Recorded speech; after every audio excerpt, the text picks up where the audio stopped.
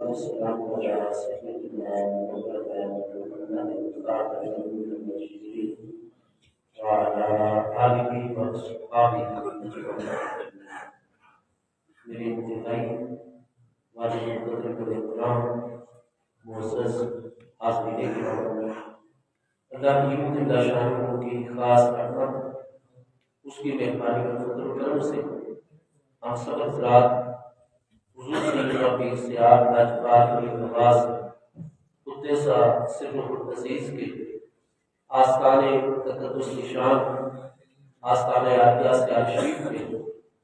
نماز جمعۃ المبارک کی ادائیگی کا شرف حاصل کرنے کے لیے اور اپنے مرشد کریم حضور سیدنا کی سیاحت لاجپال غریب نواز کے فیض و برکات کو حاصل کرنے کے لیے حاضر ہیں۔ رب کریم جل شانہ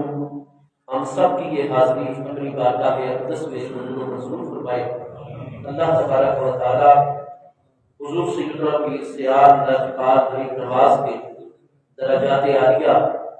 اپنی بارگاہ اقدس میں ہمیشہ بلند سے بلند تر رکھے۔ آپ کی فیض و برکات اللہ پاک ہم سب کے شامل حال فرمائے۔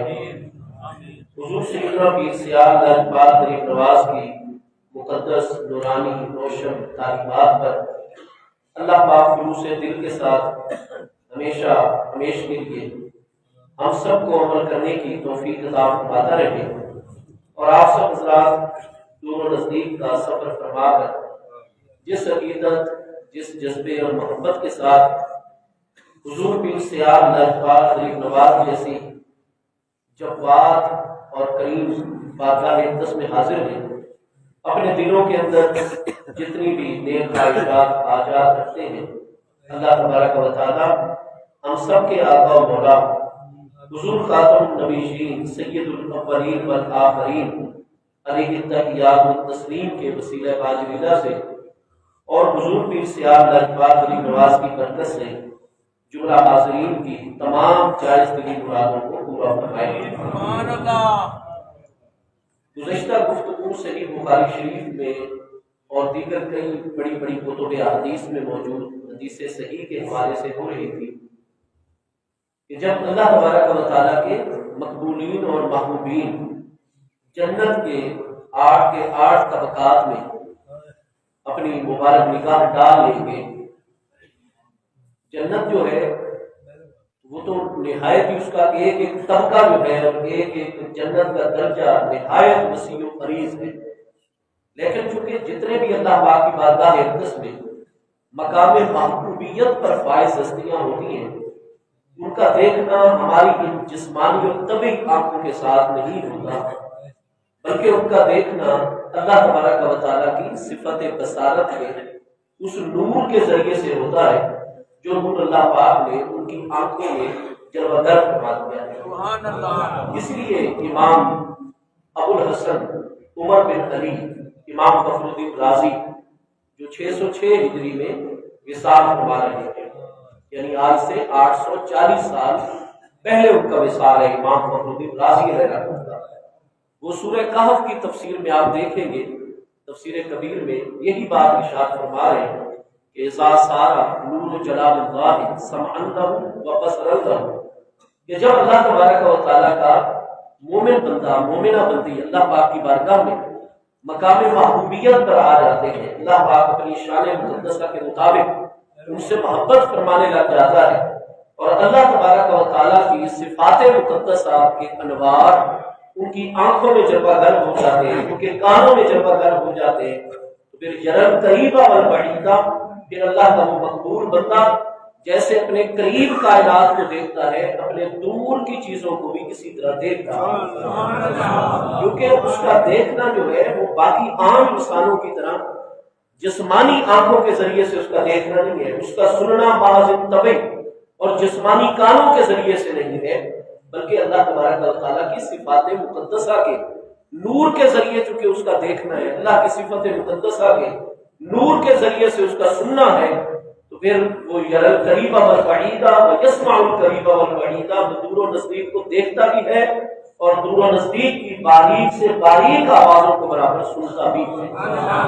تو جب جنت میں پہنچ جائیں گے اپنے درجے میں، پھر وہ اپنے درجے کے تمام علاقے میں نگاہ ڈالیں گے، پھر باقی 7 جنتوں میں بھی نگاہ ڈالیں گے، لیکن ان کو وہ مطلوبہ لوگ جو ہے وہ نظر نہیں آئیں گے۔ ان کے ذہن مبارک میں آئے گا کہ وہ جنت میں نہیں آ سکے، لہٰذا وہ جہنم کے جو 19 طبقات ہیں وہ کسی نہ کسی طبقے کے اندر ہے، تو پھر وہ جہنم جو تحت الثری کے اندر ہے، اور جنت جو ہے وہ 8 جنتوں میں جو سب سے نچلی جنت ہے وہ جنت مأوا ہے۔ اور جنت مأوا کے متعلق قرآن پاک ارشاد فرما رہا ہے سورہ نجم شریف میں، انہا سدرۃ المنتہا انہا جنت المأوا، سدرۃ المنتہا سے آگے نزدیک جنت ہے۔ آپ امام ابی داؤد، امام احمد، بڑے بڑے اکابر ائمہ محدثین اور فقہاء کی کتب میں صحیح اسناد کے ساتھ حدیث پاک ہے جس کا مضمون یہ ہے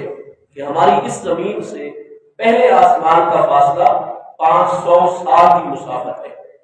پھر ہر آسمان جو ہے وہ 500 سال کی چوڑائی رکھتا ہے جس میں اللہ پاک کی مخلوقات آباد ہے،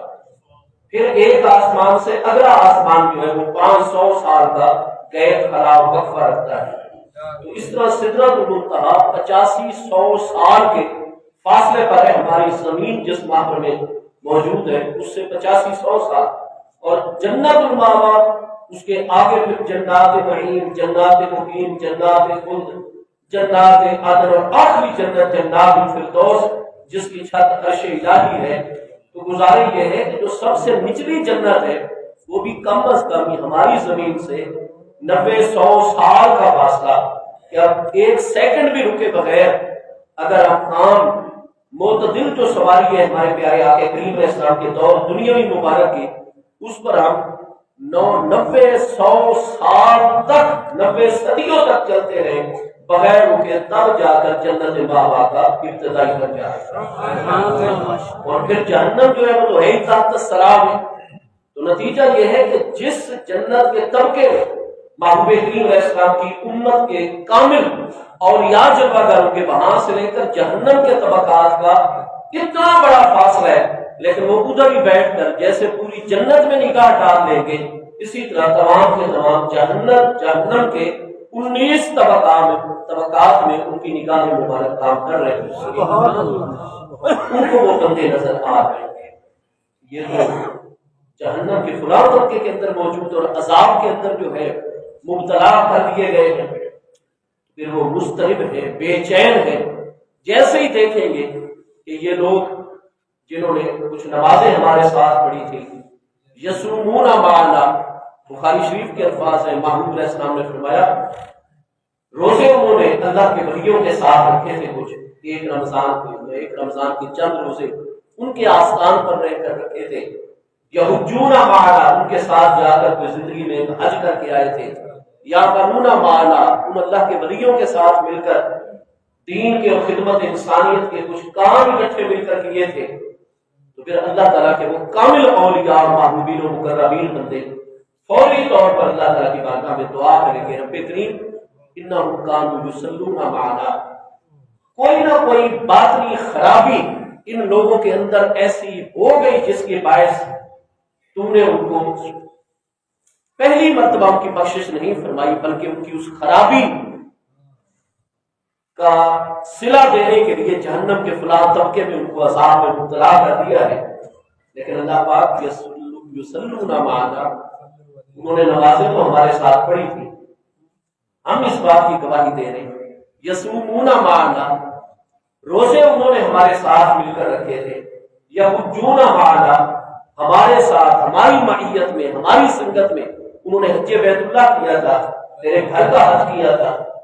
یا مرون معنا، اور کتنے نیک کام تھے، میلاد شریف کے، عرس مبارک کے، مدارس کی خدمت کے، مساجد کی آبادی کے، دکھی انسانیت کی خدمت کے، ضرورت مندوں کی ضرورتوں کو پوری کرنے، یا مرون معنا، مختلف خیر اور اچھائی کے کام انہوں نے ہمارے ساتھ مل کر کیے تھے۔ تو جب انہوں نے کچھ نمازیں ہمارے ساتھ پڑھی، روزے ہمارے ساتھ رکھے، حج ہمارے ساتھ ایک مرتبہ کیا، نیکی کے کام ہمارے ساتھ کیے، لیکن کوئی نہ کوئی باطنی خرابی ان کے اندر موجود ہے، اس کے باعث وہ جہنم میں ہے کہ وہ سزا بھگت کر جنت میں پھر بالآخر ایمان کی وجہ سے داخل کر دیے جائیں گے۔ لیکن یہ جتنا عرصہ وہ جہنم میں ہے، ہمارے ساتھ انہوں نے نمازیں بھی پڑھی اور نیک کام بھی کیے، پھر وہ ہو جہنم میں، ہم ہو جنت میں۔ یا اللہ جب تک تو ان کی بخشش نہیں فرما دے گا اور جنت میں ان کو داخل نہیں فرما دے گا، ہمیں جنت کے اندر چین اور سکون نہیں آئے گا۔ یہ جو آج کل درس کیا جاتا ہے کہ یہ بابے، اور بابوں سے مراد وہ کن کو لیتے ہیں؟ اللہ تعالیٰ کے اولیاء کاملین کو لیتے ہیں، اللہ پاک کے محبوبین اور مقربین بندوں کو لیتے ہیں اور کہتے ہیں کہ یہ کر کے آ سکتے ہیں۔ دنیا کی مشکلات تو کوئی مشکل ہی نہیں ہے، دنیا بھی فانی، اس کی آزمائشیں، اس کی ابتلا، اس کے امتحانات، یہ ساری چیزیں جو ہے وہ فانی ہیں اور بڑی جلدی ختم ہو جانے والی ہوتی ہیں، لیکن جو دائمی معاملات ہیں، آخرت کے معاملات ہیں، وہ دنیا کے مقابلے میں بڑے ہیں، لیکن اللہ پاک نے اپنی بارگاہ میں اپنے مقبولین کو یہ مقام عطا فرمایا ہے کہ وہ عالم آخرت کے اتنے بڑے بڑے معاملات میں ہماری مدد فرما سکتے ہیں، تو دنیا کے معاملات میں کیوں نہیں مدد فرما سکتے ہیں؟ دنیا میں مشکل کشائی کیوں نہیں کر سکتے ہیں؟ کیوں نہیں اللہ کی بارگاہ میں وہ دعا کر کے، یا اللہ نے ان کو خود جو تصرف کی قوت، کیونکہ ان کے معاملات معاذ ہماری طرح جسمانیت اور طبعیت کے تحت نہیں ہے، بلکہ انوار الہی کے تحت ہے۔ ان کے تصرفات کرنا وہ اللہ کے انوار سے، ان کا دیکھنا سننا اللہ کے انوار سے ہے۔ الغرض اب نمازیں ہیں ان کے نام اعمال میں، اللہ کے اتنے پیارے بندے گواہی دے رہے کہ یصلون معنا، نمازیں وہ پڑھتے تھے، یصومون معنا، روزے بھی وہ رکھتے تھے، یحجون معنا، حج بھی انہوں نے کیا تھا، یعملون معنا، باقی نیک اعمال بھی کرتے تھے، لیکن کوئی نہ کوئی خرابی ایسی ہے جس کے باعث وہ جہنم کے اندر ہے۔ نمازوں کی وجہ سے اب فوراً ان کی بخشش نہیں ہوئی، روزے کی وجہ سے فوراً ان کی بخشش نہیں ہو رہی، حج کی وجہ سے نہیں ہو رہی، باقی نیک اعمال کی وجہ سے نہیں ہو رہی۔ اب اگر ان کو جہنم سے نکال کر جنت میں ہمیشہ کے لیے داخل کیا جا رہا ہے، تو معنا وہ نمازیں اور وہ روزے بخشش کے ذریعہ بنے جو اللہ والوں کے ساتھ ادا کیے گئے۔ جو یہ فکر پھیلائی گئی شیخ محمد بن عبد الوہاب نجدی کے دور سے کہ بازی جب ہم نمازیں پڑھ رہے، ہم روزے رکھ رہے، ہم حج ادا کر رہے، زکوٰۃ ادا کر رہے، باقی تمام نیک کام کر رہے، اللہ کے ولیوں سے نسبت رکھنے کی ہمیں کیا ضرورت ہے؟ اللہ کے پیاروں کے ساتھ ہمیں نسبت قائم کرنے کی کیا ضرورت ہے؟ اولیاء اللہ کو ماننے کی، ان کا ادب کرنے کی، ان کی تعظیم کرنے کی، ان سے عقیدت و محبت اور مودت رکھنے کی ہمیں کیا ضرورت ہے؟ ہم سیدھا سیدھا شریعت پر عمل کر رہے ہیں۔ تو یہ بخاری شریف، اسی بخاری میں یہ حدیث ہے جس میں آپ رفع یدین کی حدیث پر مناظرے کرتے ہیں، اونچی آمین کو آپ موضوع بحث بناتے ہیں۔ اگر باقی چیزوں میں بخاری شریف جو ہے وہ حجت ہے، تو یہ حدیث پاک کی آپ مصطفیٰ کریم علیہ السلام کا فرمان موجود نہیں ہے۔ محبوب کریم علیہ السلام اپنے اس مقدس فرمان میں ہمیں کیا تلقین فرما رہے ہیں، ہماری کیا رہنمائی کہ نمازیں وقت پر پڑھو، نماز نہیں قضا ہونی چاہیے، وہ اللہ پاک کا فریضہ ہے۔ روزے رکھنے ہیں رمضان کے، جتنی توفیق ہو، باقی 11 مہینوں میں نفلی روزے بھی رکھو جائز دنوں کے اندر، حج بھی ادا کرو، فرض بھی، نفل بھی، اور نیکیاں بھی کرو، لیکن اللہ والوں کے ساتھ بھی ٹائم نکالا کرو۔ تمہاری زندگی کی کئی نمازیں ایسی ہو جو اللہ والوں کی معیت میں ادا ہونی چاہیے، ان کے ساتھ ادا ہونی چاہیے۔ تمہارے کئی روزے ہونے چاہیے رمضان کے جو اللہ والوں کے ساتھ وہ خود کرم فرمائے تمہارے پاس آ جائے، رمضان کے 2-4 دن تمہیں شرف عطا کر دے اپنے قرب کا، ورنہ ان کے آستانے عالی نشان پر چلے جاؤ اور وہاں جا کر کچھ روزے رکھ کے آؤ، کچھ نمازیں ادا کر کے آؤ، کچھ نیک کاموں میں ان کے ساتھ شریک ہو جاؤ، کیونکہ جس دن کوئی باطنی خرابی قیامت والے دن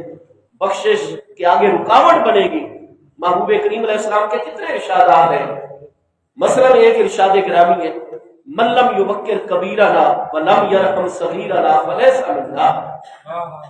یہ پوری صحت کے ساتھ مضمون ثابت ہے۔ محبوب کریم علیہ السلام فرماتے ہیں جو بندہ اپنے سے بڑی عمر والوں کی عزت و توقیر نہیں کرتا، جیسے آج کل ہمارا فیشن بن گیا ہے،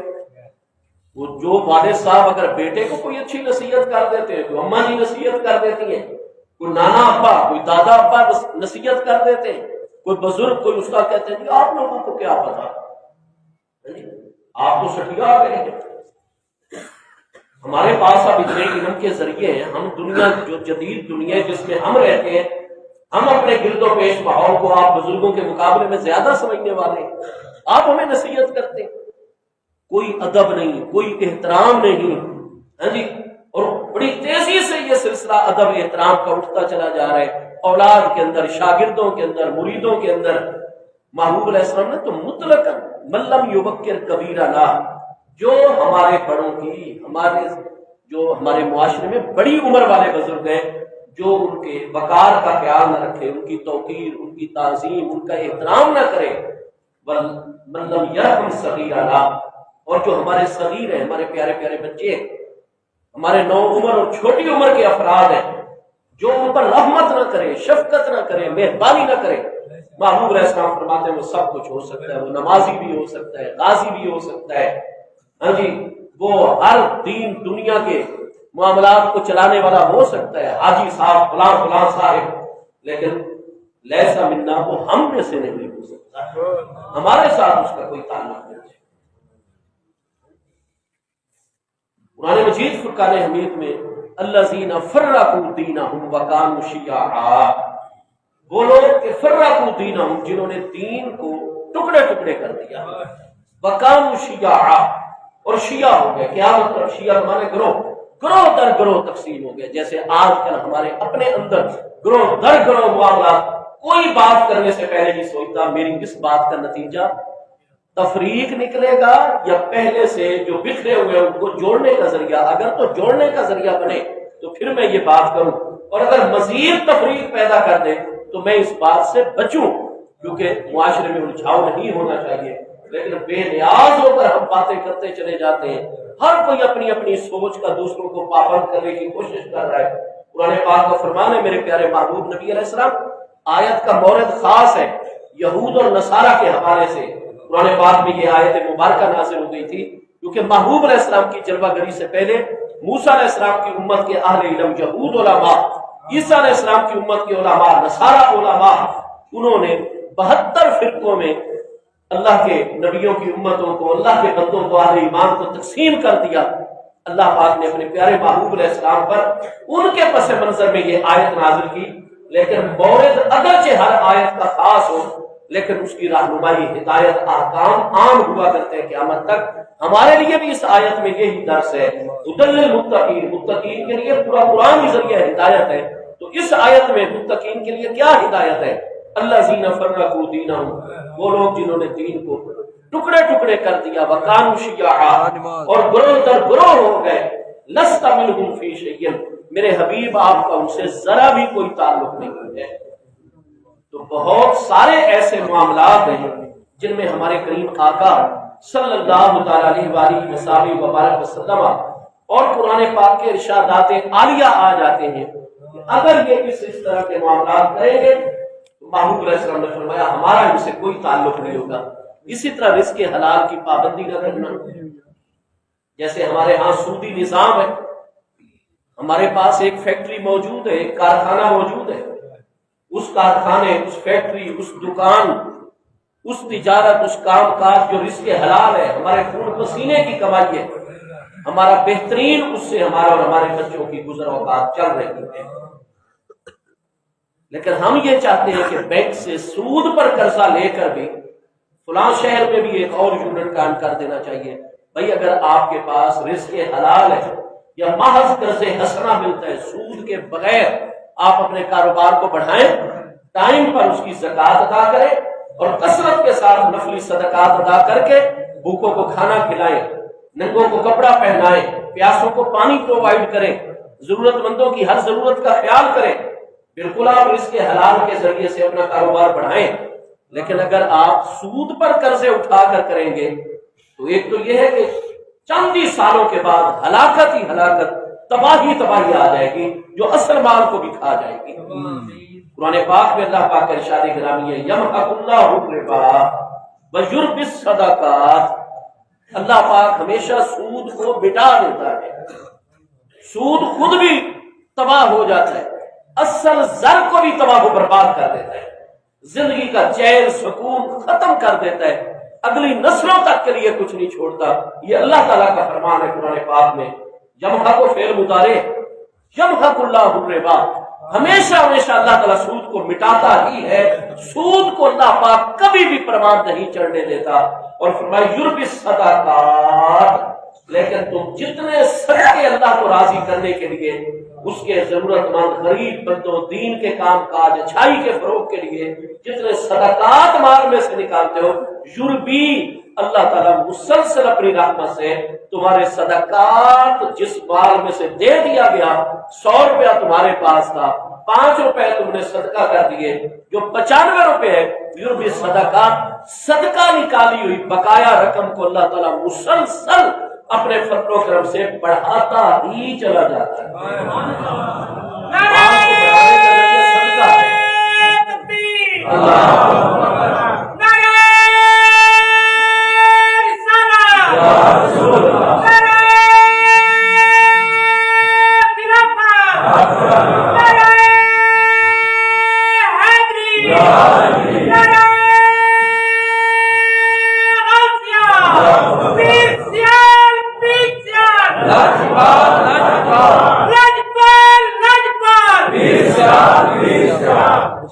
اب ہمارا ایک تاجر بھائی ہے، وہ کہتے ہیں جی میں نے تو کوئی تہجد بھی کبھی قضا نہیں کی اور 5 نمازیں، بلکہ مسجد بھی میں نے کروڑوں روپیہ خرچ کر کے سوسائٹی میں بنوائی ہے،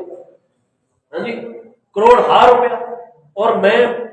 سب سے بڑا عالم دین، متقی پرہیزگار امام مقرر کیا، اور تکبیر اولیٰ میں جا کر میں اس کے ساتھ ساری زندگی نمازیں پڑھتا رہا ہوں، حج بھی میں نے کیے، پھر جہنم میں رزق حلال اگر نہیں ہوگا نا، محبوب کریم علیہ السلام کا فرمان گرامی ہے کہ ہر وہ خون اور گوشت جو حرام کے رزق سے بنا ہے، جہنم ہی اس کا ٹھکانہ ہے۔ میرے دوستو، ہم یہ کہیں کہ ادھر سود کھائیں، سود کو فروغ دیں معاشرے میں، سود پر اپنی ساری معیشت کا انحصار رکھیں اور بنیاد رکھیں معیشت کی، اور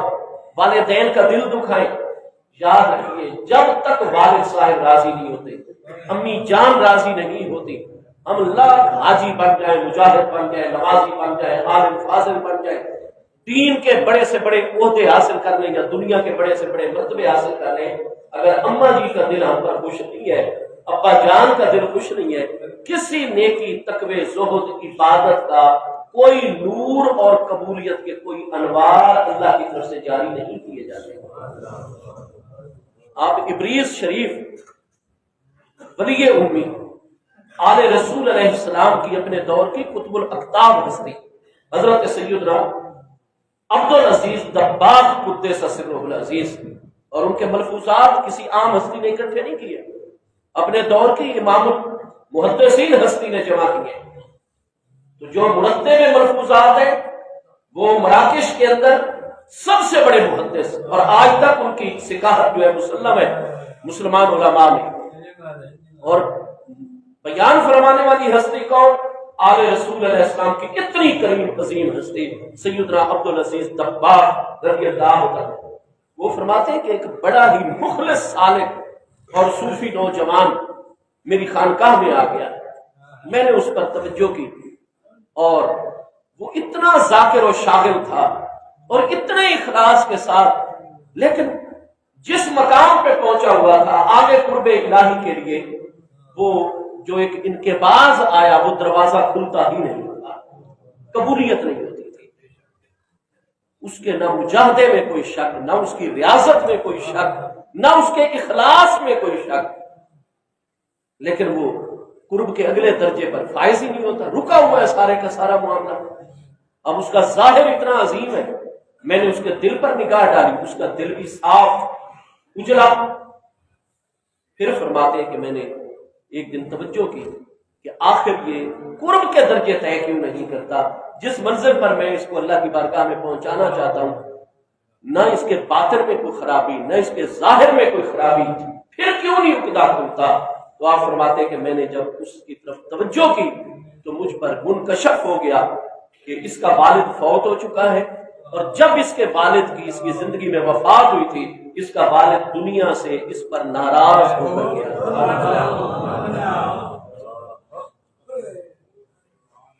ٹھیک ہے، اور ناراضگی کی حالت میں فوت ہو گیا. نمازیں پڑھتا ہے، ساری رات عبادت میں گزرتی ہے، سارا دن ذکر الہی میں گزرتا ہے، اور اتنی بڑی کریم ہستی کی خانقاہ کے اندر. تو یہ مت سوچئے کہ آپ آستان مقدسہ پر آ گئے آپ کے سارے گناہ سے دھل جائیں گے. آپ چاہے کرپشن کریں، چاہے آپ فراڈ کریں، چاہے آپ اماں جی کو تکلیف دیں، چاہے آپ ابا جی پر ہاتھ اٹھائیں اور نافرمانیاں کریں، آپ نانا دادا کو تکلیف دیں، بزرگوں کی بے ادبی کریں، بس یہ حضور پیر سیال کے آستانے پاک سے ہو کر آ گئے، جنت تو اب ہمیں الاٹ ہو گئی. ایسا نہیں ہے. آپ ان نقطوں کی طرف، یہ بھی ہمارے صوفیاء کرام نے یہ ساری چیزیں بیان کی ہیں. تو آپ اپنے آپ کو، اپنے دل کی تختی کو کچھ لکھنے کے قابل کریں، تب بھی حضور پیر سیال بھی کچھ لکھیں گے. برتن آپ دھوئیں اور دودھ ڈالتے چلے، حضور پیر سیال تو دودھ ڈالتے جائیں گے، لیکن برتن میں اگر تھوڑی سی بھی صفائی میں کمی رہ گئی دودھ خراب ہو جائے گا. ٹھیک ہے بھائی، بالکل ان کریم ہستیوں کی نسبت یہ سب کچھ ہے، لیکن یہ کریم ہستیاں یہ نہیں فرماتی کہ آپ جھوٹ بولا کریں، آپ دھوکہ دہی کیا کریں، آپ جناب لوگوں کے دل دکھایا کریں، آپ فلاں خرابی کریں، آپ فلاں، اور اس کے بعد ہم ذمہ دار بیٹھے. ایسا نہیں ہے. محبوب کریم علیہ السلام، جس شخص نے کوئی قتل کیا ہوا ہے ناجائز، نہ اللہ نے اس کی بخشش کرنی ہے، نہ نبی پاک علیہ السلام نے شفاعت کرنی ہے. یہ سارے قانون بتا دیے گئے قرآن پاک میں. من قتل مؤمنا متعمدا فجزاؤہ جہنم خالدا فیہا. من قتل مومنا متعمدا، کسی ایک بھی مومن کو جان بوجھ کر جس نے قتل کیا ہوگا، امردن جان بوجھ کر،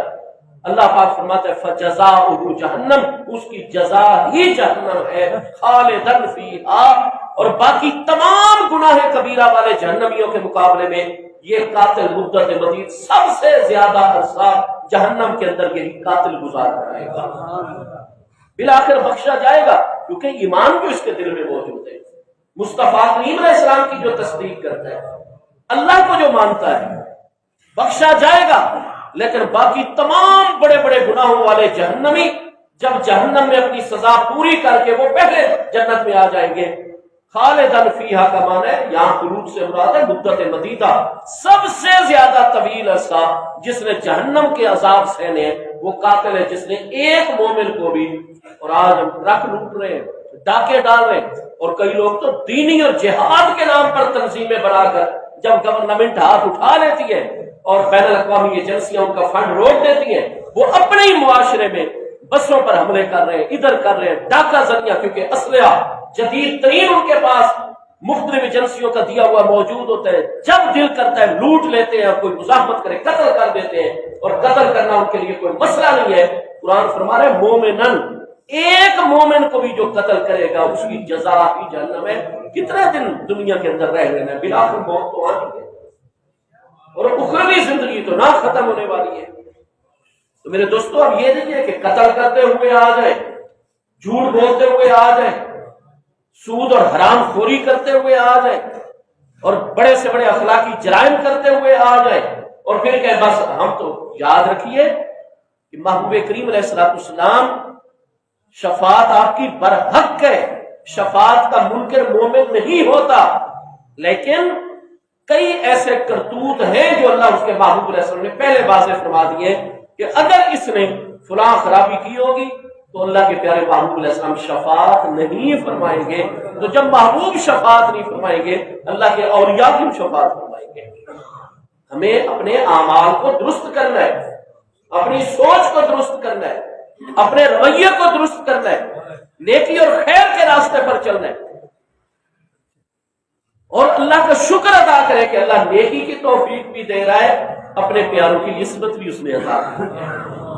تو جہاں آج کل جیسے یہ بھی چیز ہے کہ جی نماز روزہ چل رہا ہے، باقی سارے، ہمیں اللہ کے ولیوں سے نسبت رکھنے کی کیا ضرورت ہے؟ ہمارے پیارے آقا کریم علیہ السلام نے فرمایا سچا مسلمان وہ ہے، صحیح مومن وہ ہے جو سارے کے سارے معاملات بھی درست رکھے، اور اس کے ساتھ ساتھ اللہ کے ولیوں کے ساتھ بھی اپنا نسبت والا معاملہ قائم کر لے. کیونکہ کوئی باطنی خرابی اگر کوئی ایسی ہے جو قیامت والے دن پہلے مرحلے میں بخشش کا ذریعہ نہ بنے گی بلکہ جہنم میں لوگ چلے جائیں گے، تو پھر وہاں جب اعمال کام نہیں آئیں گے، وہ نمازیں، روزے، حج، زکات جو اللہ کے ولیوں کے ساتھ رہ کر کی ہوگی، اللہ کے ولیوں کی قربت، اللہ کے ولیوں کی سنگت اور ساتھ اور نسبت، یہ اس دن بخشش کا ذریعہ بنے گا۔ جب اللہ پاک کی بارگاہ میں عرض کریں گے یا اللہ پاک، انہوں نے ہمارے ساتھ معنا، ہمارے ساتھ نمازیں پڑھی تھی، روزے رکھے تھے، اور آج یہ جہنم میں ہو، ہم جنت میں ہو، جب تک یہ ہمارے آستان پر حاضری دینے والے اور ہمارے ساتھ آنے والے جب تک یہ جنت میں نہیں آئیں گے تو ان کی بخشش نہیں فرمائے گا، ہمیں اس جنت کے اندر کوئی راحت اور سکون نہیں آئے گا۔ اللہ پاک دنیا میں بھی اپنے پیاروں کی بات مانتا ہے، آخرت میں بھی مانتا ہے۔ اللہ پاک فرمائے گا ٹھیک ہے، تمہارے ساتھ انہوں نے نمازیں پڑھی اور آپ میرے پیارے میری بارگاہ میں سفارش کر رہے ہیں، اذهبوا، محمود علیہ السلام نے فرمایا، اللہ پاک اپنے ان پیاروں کو فرمائے گا جاؤ، من عرفتم، جس جہنم کے وہ طبقے میں ان کے پاس چلے جاؤ، من عرفتم، جس کو تم پہچانتے ہو، ووجدتم فی قلبہ قدر دینار من الایمان، ایک دینار کا جتنا وزن ہوتا ہے اس کے برابر جس تمہارے جان پہچان والے مسلمان کے دل میں تمہیں دینار کے برابر، دینار کی مقدار کے برابر ایمان نظر آتا ہے، اخرجوہ، اس کو جہنم سے نکالو، وادخلوا الجنہ، اور اپنے ساتھ جنت میں داخل۔ اب یہ بابے کا اعمال ہے، اللہ کے پیارے کا اعمال ہے۔ تو آپ کہتے ہیں نا بابے کچھ کر نہیں سکتے، اب یہاں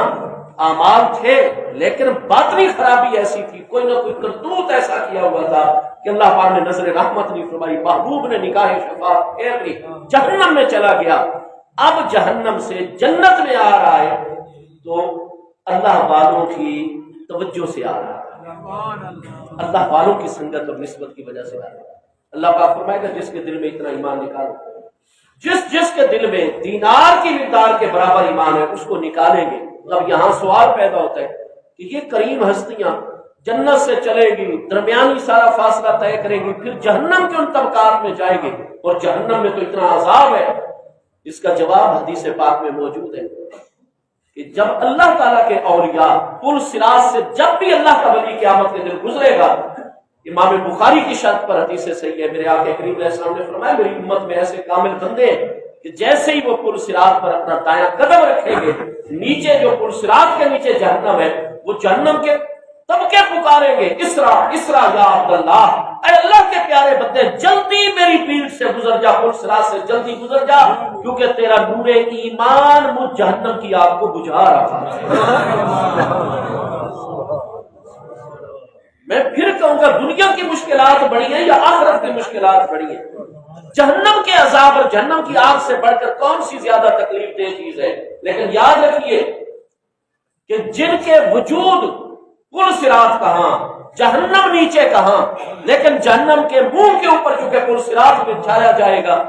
اللہ کا ولی اتنی بلندی سے پل صراط سے گزرتا ہے اور اس کے انوار اتنے ہیں کہ جہنم کی آگ بجھنے لگ جاتی ہے۔ جہنم کہتا ہے اسرا اسرا یا عبداللہ، اللہ کے بندے سرعت اور تیزی سے میرے اوپر سے گزر جا، کیونکہ تیرا نور ایمان، نور قرب الہی مجھ جہنم کی آگ کو بجھا رہا ہے۔ جن کے قدم رنجا فرمانے سے جہنم کی آگ بجھتی ہو، وہ دنیا میں ہمارے گھر میں قدم رنجا فرمائے، کتنی برکتیں اور رحمتیں۔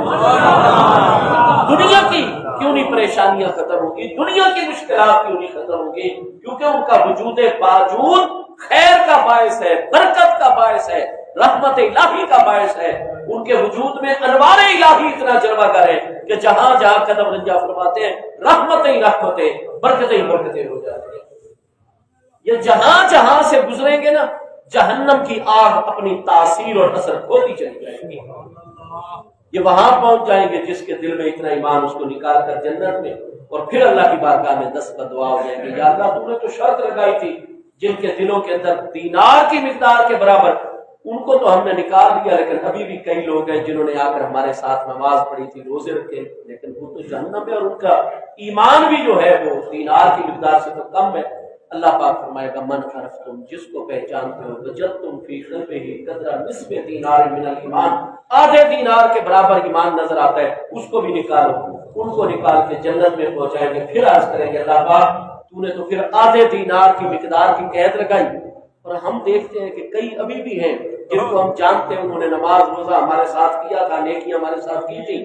لیکن ان کے دلوں میں تو آدھے دینار کی مقدار سے بھی کم ایمان ہے. اب بخاری شریف میں تیسری مرتبہ اللہ پاک فرمائے گا ایسا ہوں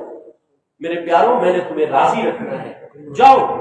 من عرف تم جس کو پہچانتے ہو ووجدتم فی قلبہ مثقال ذرۃ من الایمان، ایک ذرے کی مقدار کے برابر بھی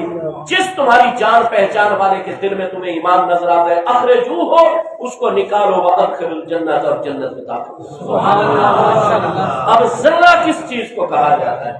ایک اور تو یہ ہے کہ مشرق کی طرف اگر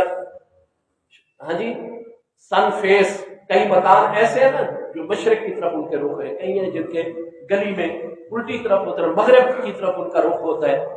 تو جب مشرق سے سورج طلوع کرتا ہے نا تو جتنے سن فیس میں مکان ہوتے ہیں گلی کے مشرق کی طرف ان کا رخ ہوتا ہے. تو پھر آپ اگر کوئی روشن دان، کوئی کھڑکی ونڈو کھول دیں تو وہ سورج کی شعائیں اندر آ رہی ہوتی ہیں، اور جہاں سورج کی شعائیں آپ کے روشن دان سے، آپ کی کھڑکی سے اندر آ رہی ہیں، آپ غور کریں گے تو آپ کو بے شمار ذرے اس میں دوڑتے ہوئے چلتے ہوئے نظر آئیں گے. وہ جو چھوٹی چھوٹی چمکدار باریک چیزیں فضا میں چل رہی ہیں نا، یقال لها الذرہ، اس کو ذرہ کہا جاتا ہے. اور کئی علماء نے فرمایا کہ اہل لغت نے، لغت عرب جو ذرہ آپ دیکھیے لغت کی کتابوں میں زال اور را کے کالم کے اندر لغت کی کتابوں میں تو آپ کو نظر آئے گا کہ اگر ہمارے پاس کوئی ایسا جدید ذریعہ ہو کہ جو معتدل مقدار کا جو کا دانہ ہوتا ہے، جو کے دانے کو ہم برابر 1000 حصوں میں تقسیم کر دیں، 999 حصے جو کے دانے کے ایک طرف کریں، جو باقی 1000واں حصہ بچے گا یقال له الذرہ، تو اس کو ذرہ کہا جائے گا. ٹھیک ہے. اب ذرہ بالکل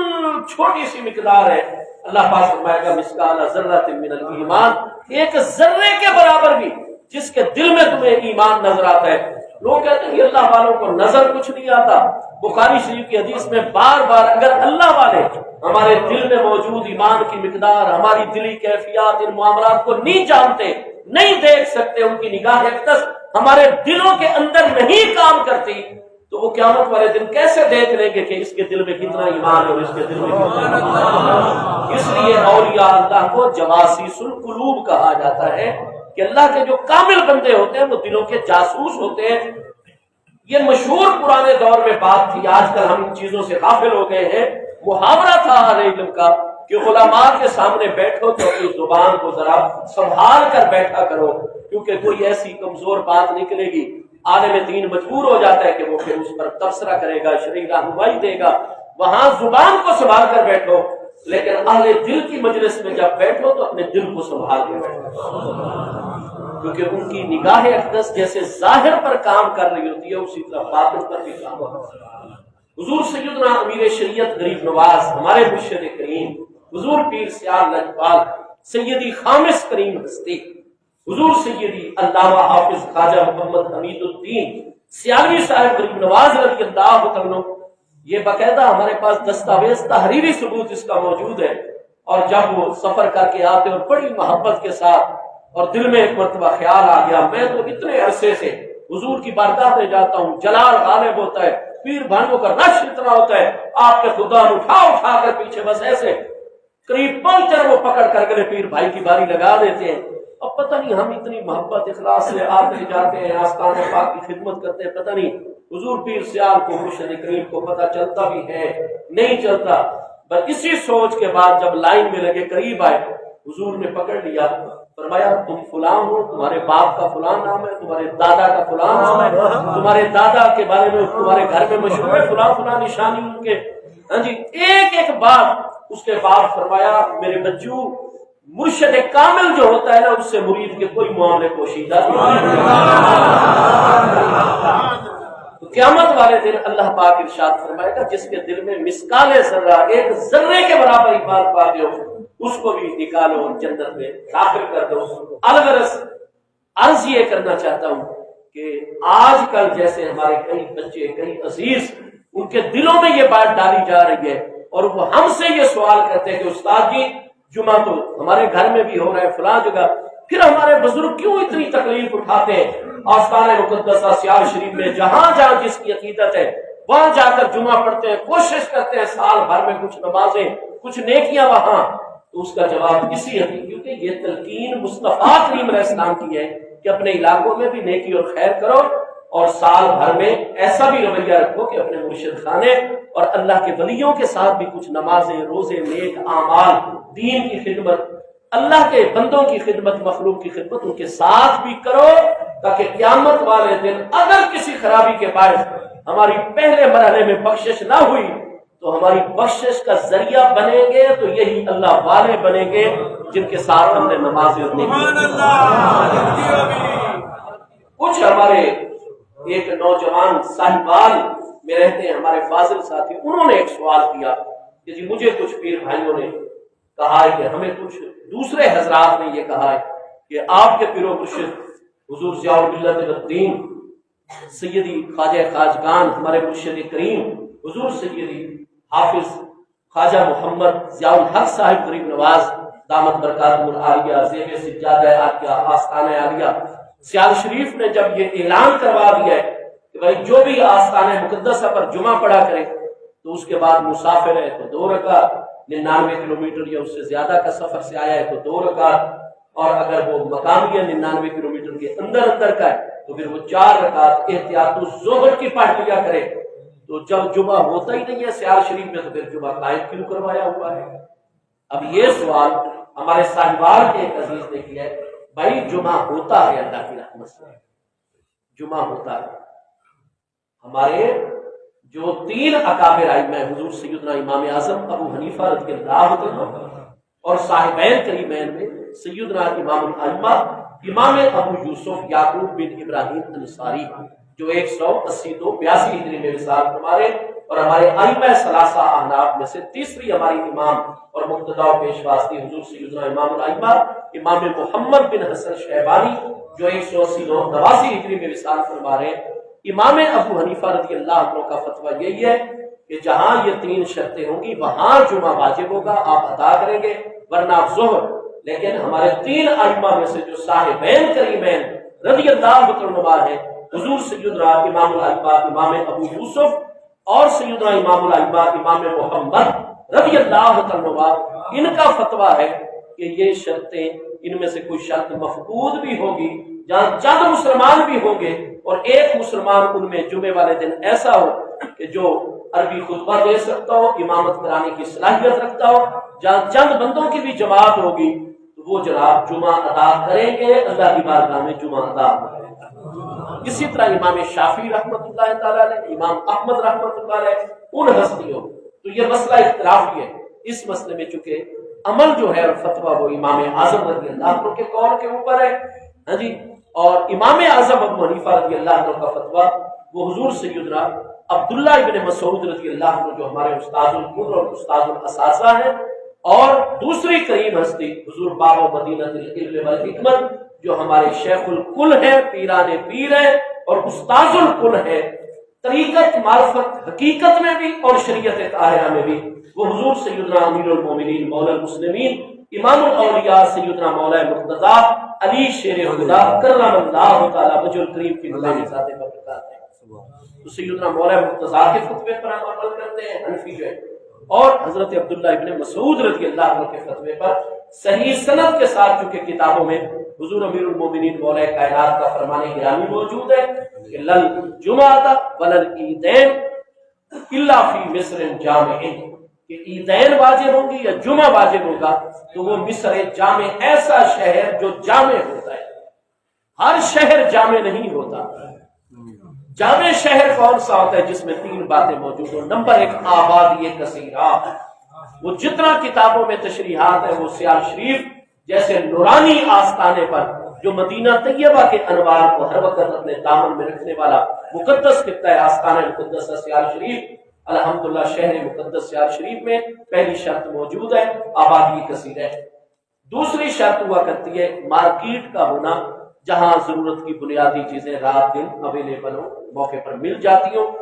یہ بھی الحمدللہ سیال شریف میں دوسری شرط بھی علی وجہ العطف موجود ہے، ہماری بنیادی ضرورت کی چیزیں ہمیں ملتی ہے رات دن۔ तीसरी शर्त यह है कि मुसलमान हुकूमत की जानिब से वहां काजी और जज का तकर्रुर हो कि लोगों के मामलात में वो उसके पास अदालत में ले जाते हैं और वो समाप्त करके केस की फैसला, और चोर डाकू और मुआशरे में फसाद फैलाने वाले अनासर जो है वो पकड़ कर लाए जाते हो, पुलिस पकड़ कर लाए, उस काजी जज की खिदमत में पेश हो, वो समाप्त करे, फैसला जारी करे, सजाओं का ऐलान करे और सजाओं पर गवर्नमेंट अमल करवा दे। वो हमारा जो मौजूदा निजाम चल रहा है उसमें कम से कम वो तहसील लेवल पर हमारे एक जो है वो मजिस्ट्रेट साहब मौजूद होते हैं, और इसी तरह दीवानी मुकद्दस में एसी साहब मौजूद होते हैं। तो आस्ताने मुकद्दसा सियार शरीफ चूंकि तहसील लेवल का मकाम नहीं है, यहाँ ना एसी साहब की अदालत है, ना यहाँ फौजदारी मुकदमात के फैसले करने के लिए किसी मजिस्ट्रेट साहब की अदालत है। ये चूंकि तीसरी शर्त नहीं है, हुजूर पीर सियाल लजपाल गरीब नवाज रज़ी अल्लाह अन्हु चूंकि अल्लाह उसके महबूब के मामलात में सबसे ज्यादा हसासियत का इजहार फरमाते हैं, लिहाजा शुरू से ये तालीम आ रही है कि साहिबैन करीमैन के फतवा के ऊपर बिल्कुल जुमा ठीक अदा हो रहा है, लेकिन हुजूर मौला कायनात से लेकर इमाम आजम अबू हनीफा रज़ी अल्लाह अन्हु के फतवे के मुताबिक क्योंकि तीसरी शर्त मफकूद है,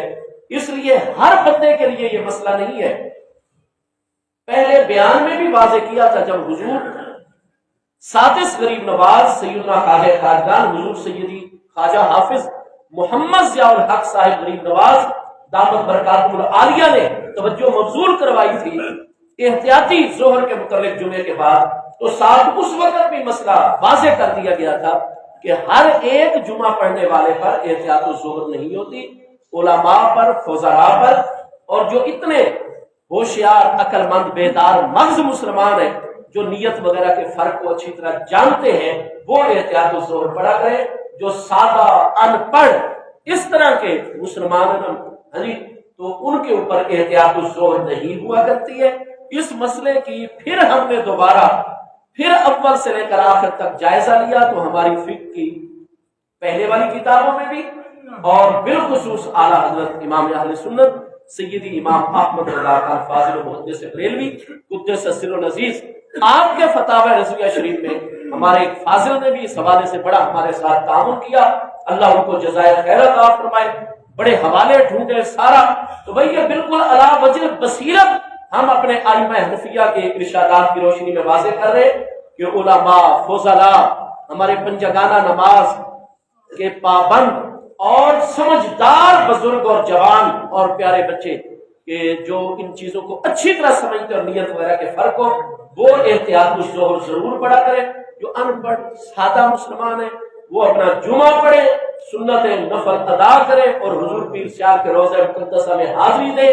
दीन की बरकत भी पाए, दुनिया की बरकत भी पाए। अल्लाह पाक हम सब की हाजिरी जुमा अल्हम्दुलिल्लाह बिल्कुल ठीक हो रहा है, अल्लाह हम सब की हाजिरी कबूल फरमाए, पीर सियाल का फैज़ान सुन्नत